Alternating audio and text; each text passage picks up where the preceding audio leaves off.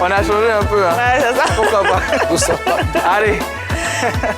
Amis téléspectateurs, vous êtes en direct sur la 3. Merci de nous choisir. Merci car nous vous offrons 3 fois plus de sport et 3 fois plus de musique. Après les échecs de Talou et Aoré, la Côte d'Ivoire a-t-elle un avenir au sprint international? En tout cas, nous allons ouvrir le téléphone dans quelques secondes seulement. Le numéro de téléphone plus 225 27 21 59 93 99. C'est le numéro à lancer pour nous répondre tout simplement. La Côte d'Ivoire est certaine de finir les JO avec une médaille cette fois. Le pourquoi, c'est Yves Boris qui arrive pour nous le dire. Il n'y a pas de foulée aujourd'hui? Non, pas du tout. Vous ne vous êtes pas bien entraîné? Découragement n'est pas ivoirien. Ah, c'est ce qu'on dit très souvent, mais là, le découragement a un peu pris le dessus. Bonsoir Vessou, bonsoir Yellow, bonsoir Gisèle. Bonsoir Yves Boris. Oui. Alors, contrairement à vous, là vous n'êtes pas motivé du tout.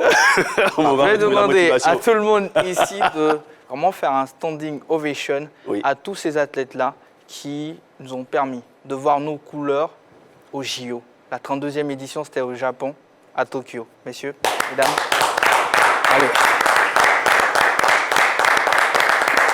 Il a le sourire, Boris. Là, il est un peu... non, mais là, je retrouve du punch. Allez, Yves, oui. Dites-nous tout. Oui, le dernier espoir de médaille au JO de Tokyo pour la Côte d'Ivoire s'est évanoui ce mardi suite à la finale du 200 mètres féminin. Et bien attendu, Marie-Josée Talou a fini loin du podium. Tombée au pied du podium sur le 100 mètres, Marie-Josée Talou n'a pas fait mieux sur la ligne du 200 mètres ce mardi.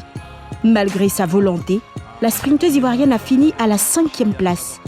Elle sort ainsi bredouille de l'expédition nippone, malgré de réelles promesses de médailles. Attention également à Gabrielle Thomas, l'américaine, Hélène Thompson qui produit son effort. Hélène Thompson qui va devenir double championne olympique ici à Tokyo. Le chrono 21,53 pour Hélène Thompson. 22 secondes, 27 centièmes, c'est le chrono réalisé par la native de Sanfra sur ce circuit de la dernière chance. Insuffisant pour aller chercher Hélène Thompson, Christina Mboma ou encore Thomas Gabriela qui ont toutes performé sous la barre des 22 secondes. À travers cette double défaite, Talou confirme la timide moisson de la Côte d'Ivoire à ces Jeux Olympiques de Tokyo 2020. Alors, comment vous avez trouvé la course de Marie-Josée Talou aujourd'hui? On va commencer par la seule dame aujourd'hui, Yellow. Déjà, au départ, c'était une course pleine d'espoir parce que quand on a vu Talou arriver sur la piste de course, on se disait que c'était encore possible, elle pouvait, on avait confiance ou on a toujours confiance en Marie-Josée Talou. On se disait que l'exploit était possible parce que nos espoirs étaient éteints pour les 100 mètres. On se disait qu'on avait la possibilité de pouvoir obtenir ne serait-ce qu'une petite médaille, celle du bronze, parce qu'on n'espérait pas forcément, lors vu ses adversaires, on se disait que Talou pouvait, mais malheureusement, ce n'a pas été le cas. Malheureusement, voilà. C'est sûr du 2 Abado de Didier Arafat qu'elle est rentrée, on était vraiment... Si, quand on a vu là esquisser ce pas de danse, on s'est dit, tiens, peut-être qu'elle va nous faire quelque chose de magnifique, puisqu'elle rentre sur la musique de notre feu Didier Arafat. Malheureusement, ce n'a pas été le cas. Ça a été une course difficile pour Talou, ça il faut le reconnaître. C'était une course difficile. Talou a eu du mal à élever son niveau de sprint. Talou a eu du mal à enchaîner avec les foulées. Pourtant, certains disent que c'est sa spécialité, le 200 mètres.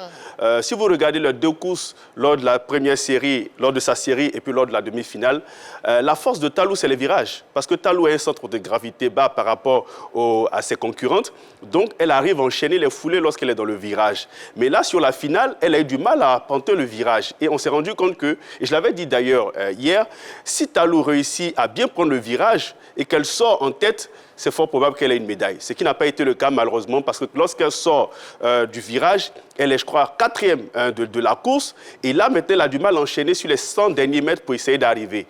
Comme si vous remarquez bien, c'est la Namibienne qui va venir dépasser pratiquement Talou et puis Anne Fraser pour se hisser à la 2e place. Donc, on constate que Talou a une difficulté lorsqu'elle sort des couloirs et qu'elle doit maintenant parcourir les 100 derniers mètres.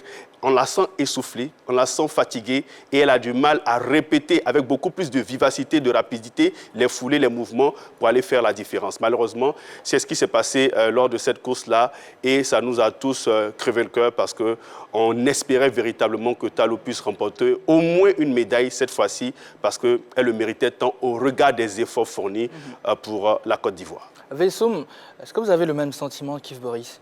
Oui, j'ai le même sentiment que Boris. C'est vrai que Talou était vraiment l'une des meilleures chances de médaille de la Côte d'Ivoire en athlétisme, contrairement à Muriel Aouré, parce que tout le monde sait plus ou moins comment elle a préparé ses JO. Donc, on s'attendait vraiment à ce qu'elle aille chercher cette médaille-là pour quand même, ne serait-ce que essuyer ses larmes par rapport à la période de 2016 où elle a échoué à 2 reprises au pied du podium, par patriotisme. Et pour tous les efforts qu'elle a fait, nous nous sommes dit que voilà, cette année allait être quand même la bonne. Mais après, il faut revenir sur terre.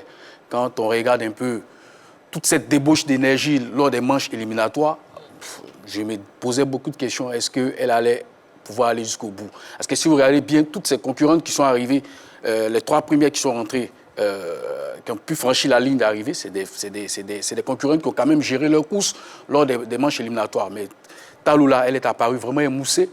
Et quand c'est comme ça, on ne peut pas s'attendre à avoir vraiment une place qui soit une place où tout le monde est content d'avoir une médaille. Je crois qu'elle a manqué un peu de fraîcheur physique dans ces Jeux. Okay. La question LGT de ce soir, amis téléspectateurs, après les échecs de Talou et Aouré, la Côte d'Ivoire a-t-elle un avenir au sprint international? On va retrouver monsieur Conan Richard qui nous appelle d'Arrivera. Bonsoir monsieur Conan. Oui, bonsoir monsieur Yves. Comment allez-vous? Bien, chez vous. Ça va également. Oui, ok. Réaction? Oui, réaction, il faudrait dire qu'aujourd'hui, est-ce qu'on prépare vraiment nos athlètes?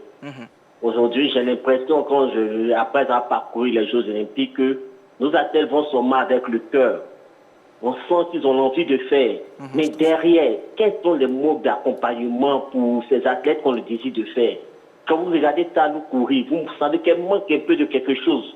Elle a cette volonté. Mais derrière cette volonté, ce n'est pas qu'on paye véritablement de préparation. Il faut qu'aujourd'hui, on voit nos athlètes à des hauts niveaux de préparation pour pouvoir battre ces athlètes qui sont là. Ils ont tous les moyens qu'il faut. Mais qu'est-ce qui manque à nos fédérations de s'investir véritablement sur nos athlètes? On s'arrête d'ailleurs pour partir simplement les accompagner pour les prises de vue, les photos, alors qu'on aurait pu, dès le départ, préparer les Jeux Olympiques. Les Jeux Olympiques se préparent depuis la dernière Jeux Olympiques. Donc, dès le départ, il faut commencer à préparer Talou, il faut commencer à préparer nos athlètes, parce qu'on fait des médailles. D'accord. Oui, donc voici le véritable problème. Sinon, nos athlètes sont encouragés, ils ont joué avec le cœur, ils jouent avec la volonté, ils sont encouragés. Donc, nos fédérations doivent vraiment faire quelque chose. Donc, on n'a pas d'avenir au niveau du sprint international. On aura de l'avenir si on s'y met tous en préparant ces athlètes-là, parce qu'ils ont le niveau. D'accord, c'est bien noté, monsieur Conan. Bon. Alors, vous avez la possibilité, comme monsieur Conan, de nous appeler, de réagir sur notre question LGT de ce soir. Après les échecs de Talou et Aouré, la Côte d'Ivoire a-t-elle un avenir au sprint international? C'est la question LGT de ce soir. Pour réagir, plus 225, 27, 21, 59, 93, 99. Alors, Yves Boris, avions-nous raison d'y croire après la leçon de course administrée par Hélène Thompson aux 100 mètres la veille? Ça, c'est une grosse question. Il y avait forcément des raisons d'y croire. C'est vrai que Hélène Thompson et ses sœurs nous ont montré quand même une belle leçon d'athlétisme. Mais là, on était aux 100 mètres. On faisait une autre course qui était le 200 mètres, qui avait aussi sa particularité et sa manière, la manière de l'aborder. Il y avait des raisons d'y croire, parce que Talou nous avait présenté quand même de très bonnes dispositions dans ces différentes courses. Et c'est ça, véritablement, qui nous a donné de l'espoir et ce qui nous a amené à se dire, tiens, il y a possibilité qu'on ait une médaille au JO avec cette athlète. Sur ces différentes séries, elle a toujours terminé en tête de ces séries. Donc on s'est dit, tiens, mais avec ce qu'elle est en train de nous montrer dans les différentes séries, il y a matière à croire qu'elle peut gagner au moins une médaille. Malheureusement, au finish, ce n'est pas le cas parce qu'elle est tombée sur plus forte qu'elle. Tout simplement, ça, c'est ce qu'il faut reconnaître. Ses adversaires étaient bien plus fortes, mais surtout, ces adversaires nous ont montré une leçon d'athlétisme, qu'il faut savoir gérer ses courses, qu'il faut savoir monter en puissance dans ses courses et surtout démontrer de quoi on est capable lors de la finale. Si vous remarquez bien, moi j'ai le sentiment que les athlètes, les Jamaïcains et les Américains ne courent pas pour gagner une médaille. Ils courent pour aller chercher le record. Si tu cours pour aller chercher le record, c'est sûr et certain que tu auras une médaille. Mais si tu cours pour chercher une médaille, tu n'auras pas de médaille. Et j'ai le sentiment que c'est ce qui s'est passé. Parce que si vous remarquez, les Jamaïcains courent toujours dans l'optique d'avoir un record. Si vous remarquez bien, le record du 200 mètres, c'est 21,34. Et je crois que Ellen Thompson a couru à 21,54. Donc, elle n'est pas loin d'atteindre ce record. Donc, vous voyez qu'elle cherche le record. Elle ne cherche pas de gagner une médaille. Elle est sûre et certaine que si elle court dans la tranche de 21, c'est clair qu'elle sera sur le podium. On regarde bien Talou, car on n'a pas pu courir sous la barre de 21. 21, ouais. Malheureusement, elle termine, je crois à 20, 22. C'est difficile. Alors, on va prendre l'appel et surtout l'avis de M. Adou, qui nous appelle de Gonzagueville. Bonsoir, M. Adou. Bonsoir, monsieur. Alors, M. Conan nous a appelé il y a quelques instants. Oui. Voilà, il a dit simplement que nos athlètes vont avec le cœur, mais ça ne suffit pas, il faut de l'accompagnement surtout. Oui, je pense que M. Conan a franchement raison. Parce qu'aujourd'hui, qu'est-ce qu'on constate? On se base sur Aouéré ou bien Talou. Or, pourtant, on a des athlètes qu'on doit les préparer parce qu'on doit les former. Puis si on veut que le sprint ivoirien évolue, qu'on devient au moins sur le plan mondial, numéro 1, il faudrait qu'on prépare les athlètes. Parce que nous avons de très bons athlètes en Côte d'Ivoire qu'on doit préparer. Comme vous voyez, Cissé Gueux, qui est très bon. Si on a au moins 3 athlètes, 4 athlètes. Parce que quand vous regardez les Jamaïcains, ils sont nombreux dans la compétition. Quand ils sont nombreux dans la compétition, ça donne plus de chances de remporter les Jeux olympiques ou le mondial. Voilà. Donc, je pense que c'est ce qu'il faut. Il faut que la fédération d'athlétisme prépare les trucs et essayer de former des athlètes pour les mettre au haut niveau, envoyer même des encadreurs internationaux spécialistes pour pouvoir former des athlètes. Monsieur Adou, pourquoi même ne pas aller en Jamaïque? Oui, c'est possible, c'est une bonne initiative. Si on parlait des préparations, on a vu, je me rappelle une année, il y a eu des Français qui sont partis se former, c'est pas en Éthiopie ou bien pour pouvoir faire les courses à fond. Les 10 000 et autres. Voilà. Ils sont partis se former en Éthiopie ou au Kenya. Donc c'est possible, on peut aller en Jamaïque pour aller se former ou bien aux États-Unis pour aller envoyer peut-être 10 jeunes athlètes talentueux. Peut-être aux États-Unis, en Jamaïque, pour aller les former. Voilà. Et puis, au retour, peut-être qu'on aura de très beaux résultats. Voilà. Merci beaucoup, M. Adou. Ouais, merci à vous aussi. Passez une excellente soirée. Merci à vous, pareillement. Voilà. Bonne émission. Merci beaucoup. Alors, messieurs et dames ardoises, et vous allez réagir à notre question LGT. On a entendu la réaction de nos appelants. Après les échecs de Talou et Aouéré, la Côte d'Ivoire a-t-elle un avenir au sprint international? Oui ou non? Pendant ce temps, je vous vois à la maison, vous pouvez nous appeler pour réagir toujours sur la même question. Vessoum? Oui.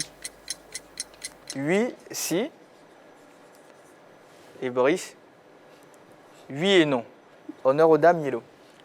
C'est un oui conditionné. Oui conditionné parce que quand on regarde les conditions dans lesquelles s'entraînent nos sprinteuses, on doit se poser des questions.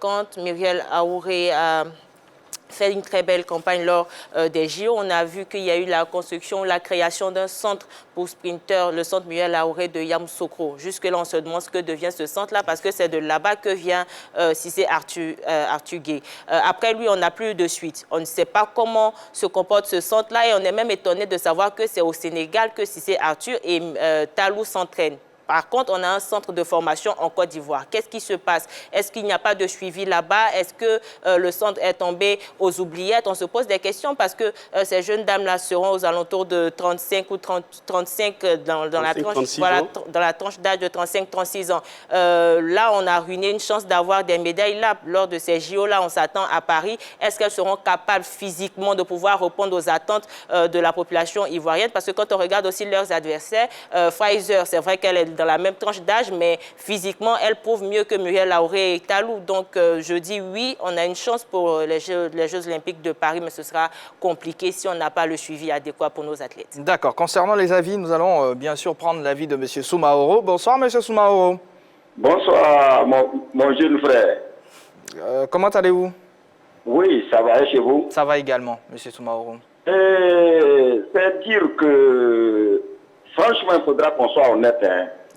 Nous négligeons la préparation de nos athlètes. Nous faisons de la paix près. De la paix près. Notre fédération ne sait pas que nous autres là, à notre âge là, surtout moi, Soumaoro, c'est le sport qui est ma nourriture. Je peux avoir des problèmes, mais tellement je suis fatigué pour Talou. Pour l'équipe nationale, même ça, j'ai failli mourir. Mais pour Talou, la fille se donne. Mais qu'est-ce que l'État met pour pouvoir aider ces athlètes-là? Il ne suffit pas de rêver pour dire que ouais, je vais avoir des médailles.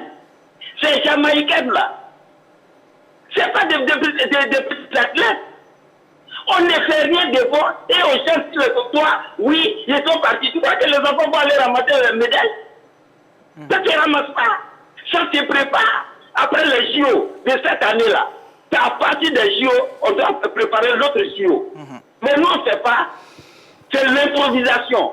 Et tout ce que nous faisons, c'est de l'improvisation. On essaie bien par... Mais il faut voir, mon ami, tellement ça me fait mal, mon petit, tu ne peux pas comprendre. Il faudra que les autorités prennent soin de nos athlètes. C'est de ça qu'ils vivent. Mais ils ne le font pas. Avec tout ce que nous avons comme moyen, pourquoi ne pas donner les moyens aux enfants pour qu'ils aillent nous employer? À cause des talous, je ne pouvais pas dormir. Je ne savais même pas que c'était à midi. Mais avant midi, déjà, 6h déjà, ma télévision était en maths. Pour le football, je n'ai pas dormi toute la nuit. Mais qu'est-ce que les gens veulent de nous? Ils veulent nous tuer ou bien quoi? Vraiment, vous m'excusez si je parle comme ça, mais moi, c'est mon sport. C'est rien que le sport. C'est bien noté, M. Soumaoro. Merci, mon frère. Nous comprenons si vraiment. Si m'attendre là, papa, ils vont essayer de s'amuser. Ouais, on va avoir des athlètes. Nos athlètes sont partis. Tu crois que ça donne pied d'avion à des enfants aller compétir avec des grandes nations comme ça? En tout cas, il y a un travail de fond à faire et on est vraiment d'accord avec vous. Nos athlètes, là, je ne peux jamais les employer. Je ne peux pas les employer. Il faut voir l'équipe nationale, je ne parle pas de football aujourd'hui. Et regarde l'équipe nationale de Côte d'Ivoire. Où on est qualifié. À peine on est qualifié pour les quarts de finale. Tellement on n'est pas préparé. Vous pensez que les 120 minutes là, c'est amusement en football? C'est bien noté, M. Soumaoro. Merci, mon frère. Merci beaucoup. Merci. Excellente soirée à vous. Voilà. On comprend Yves Boris, Yellow, Vessoum parfaitement le sentiment de M. Soumaoro. Oui. Tous ici, et en tant qu'Ivoiriens, je pense qu'on a un petit pincement au cœur. Tout à fait. Il y a un gros travail de fond à faire. Nous sommes d'accord, franchement, avec ce qu'il a dit. Oui, on est parfaitement d'accord avec tous les Ivoiriens qui estiment qu'à un moment donné, il faut que les choses changent. La préparation n'a pas été assez parfaite pour certains de nos athlètes. On sait plus ou moins pour les éléphants. Mais je crois que pour ceux de l'athlétisme, j'ai eu des accompagnements. Maintenant, est-ce que l'accompagnement est arrivé à temps? Ça, c'est la grande question. C'est vrai que je crois qu'il y a eu un rassemblement du côté du palais avec le ministre qui avait remis un certain nombre de finances aux différents athlètes qui devaient participer au JO pour continuer la préparation. C'était à la veille du départ. À la veille du départ, mais c'est pour ça que je dis, est-ce que c'est arrivé à temps? Mais vous avez la réponse.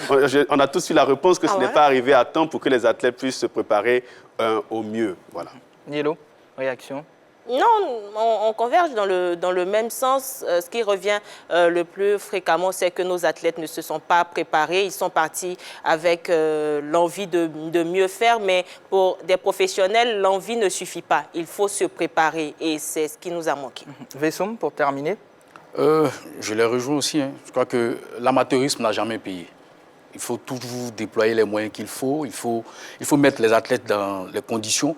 Il faut permettre aux athlètes de rivaliser avec les plus grands concurrents et leur permettre de participer au maximum de compétitions de haut niveau.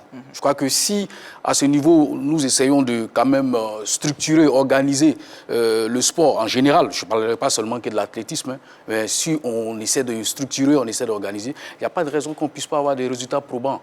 Tout part d'une organisation. Tout part d'une organisation. D'accord. Merci beaucoup, messieurs et dames. Amis téléspectateurs, c'est ici que prend fin ce numéro de la Grande Team. On vous souhaite une excellente soirée. Rendez-vous demain à partir de 20h30 pour un nouveau numéro. Entre-temps, les JO se poursuivent sur la 3. Ça finit bien sûr le 8 août. Restez là pour ne rien rater. Allez, merci de toujours rester sur la 3.